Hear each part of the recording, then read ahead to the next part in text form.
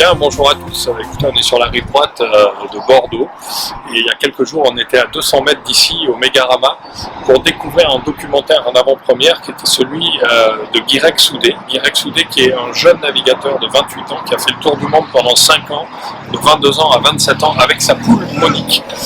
C'est une histoire assez incroyable. Il est resté emprisonné dans les glaces pendant 6 mois, il est descendu en Antarctique, il a passé le passage du Nord-Ouest sans assistance et en solitaire. Et donc on est allé découvrir cette histoire et on a essayé d'en profiter pour faire notre première interview. On s'est dit est-ce que ça va être possible d'y arriver ou de pas y arriver, et finalement on a réussi. Donc voici en image ce que l'on a pu découvrir, nos 5 petites minutes d'interview avec Guirec. Il était fatigué ce soir-là, nous aussi, mais en tout cas on est bien content de l'avoir capté.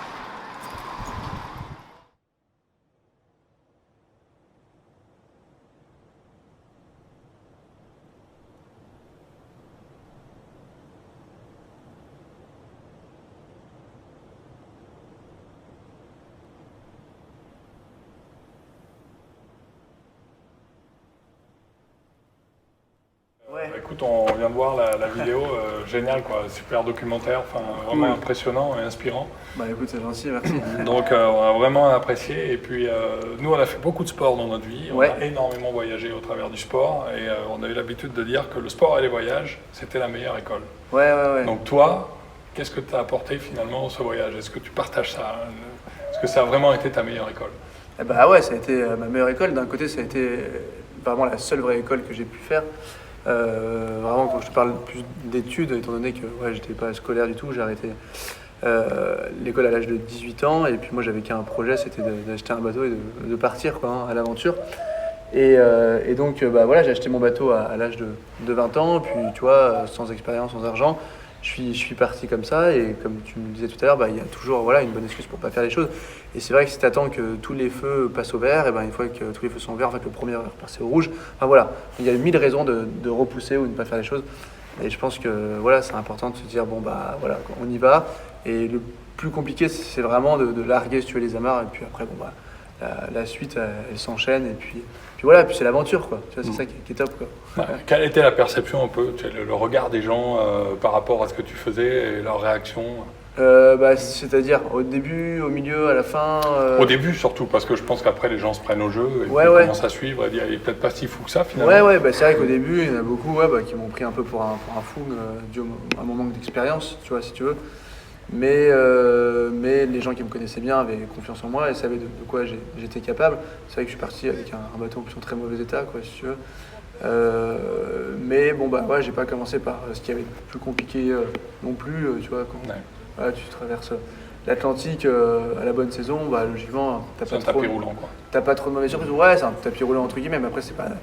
On peut pas le faire non plus comme ça, hein. Ça demande un minimum de préparation et de connaissances, quoi. Et après avoir passé autant de temps en solitaire, en mer, j'imagine que le retour à la terre n'est pas forcément si simple. Quel regard tu portes aujourd'hui sur la façon dont on vit, nos modes de vie? C'est sûr qu'on vit différemment hein, sur un bateau.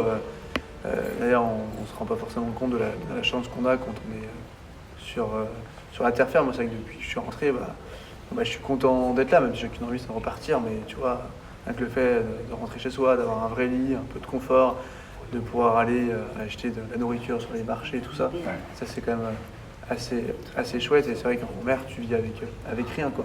Et en fait, tu peux te contenter de très peu. Et puis ça, tu peux le savoir qu'en habitant sur un voilier, quoi.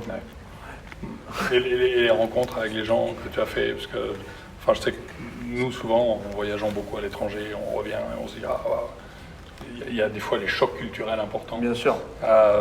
Mais la question la plus difficile qu'on nous ait posée, c'est souvent où est-ce que tu aimerais t'établir. Il y a quelqu'un qui t'a posé la question d'ailleurs.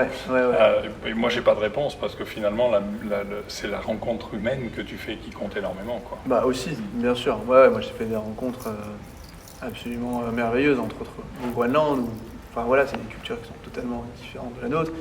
Et c'est vrai que c'est pas toujours évident de communiquer avec eux parce qu'ils vont pas forcément parler l'anglais et encore moins le français, mais c'est pas pour autant que tu crées pas des vrais liens avec ces vraies personnes-là.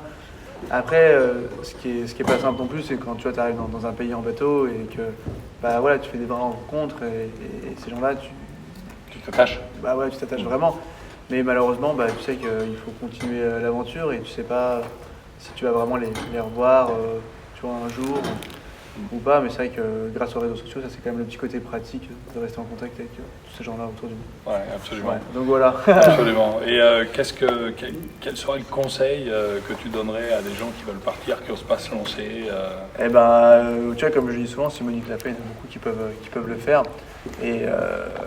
Et je pense qu'il ne faut pas se poser 36 000 questions dans la vie. Hein. Si tu veux faire un truc, bah, voilà, tu t'en donnes les moyens, tu fonces, tu y vas. Après, c'est pas toujours évident, ça se serait sinon. Voilà, t'es pas obligé d'acheter un bateau et de partir à l'autre bout du monde pour réaliser tu vois, tes rêves ou tes projets. Hein. Ça peut être avoir une vie de famille, ouvrir ta boîte et tout. Ce que ça demande à chaque fois, c'est de se surpasser, de se dépasser. Et puis voilà, la vie pour moi, c'est ça, quoi. C'est plein de défis. Et puis tu es là pour affronter tout ça du mieux que tu peux. Et puis bon, bah, de temps en temps, ça marche pas. Bon, c'est pas grave, tu recommences et logiquement, tu refais pas les mêmes erreurs, quoi. Mais bon, ce qui est important, voilà, c'est d'être déterminé et d'aller au bout de ce que tu veux et puis d'écouter que toi. Et puis là, ça marchera, moi je suis sûr. Super. Voilà, donc bon Eh vent. ben, écoute, merci beaucoup, bonne Ça marche, continuation c'est à toi, cool, ouais, surtout, et super. bravo encore. C'est gentil, C'est un merci. plaisir.